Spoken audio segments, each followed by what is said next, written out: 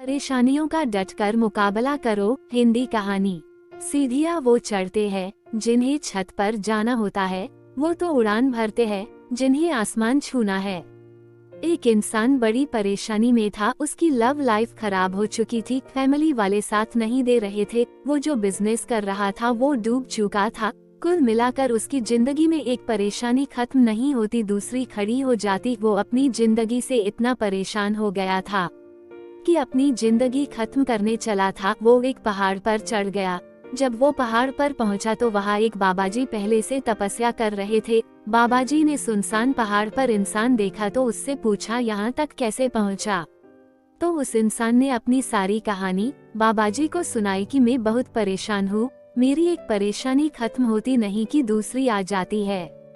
बाबाजी ने कहा कि इन सारी परेशानी का एक उपाय है, वो मैं तुम्हें बताता हूँ, पर तुम्हें मेरे साथ चलना पड़ेगा। तो दोनों चलने लगे। चलते चलते रेगिस्तान आ गया। रेगिस्तान में एक ऊँटों का व्यापारी था जो ऊँटों के साथ रुका हुआ था। बाबाजी ने कहा कि आज शाम हम यही रुकेंगे, यही विश्राम करेंगे और कल सुबह यहाँ से चलेंगे।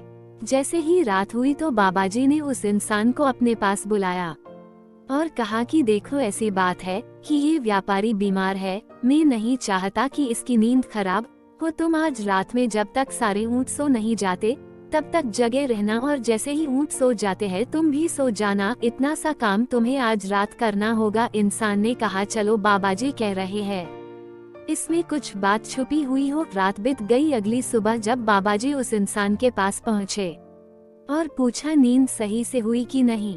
इंसान बोला, कहाँ नींद आई, यहाँ एक ऊँट सोता तो दूसरा ऊँट उठ जाता, रात भर ऐसा ही चलता रहा, पूरी रात मुझे नींद नहीं आई। बाबाजी ने कहा, यही तो बात मैं तुम्हें समझाना चाहता था।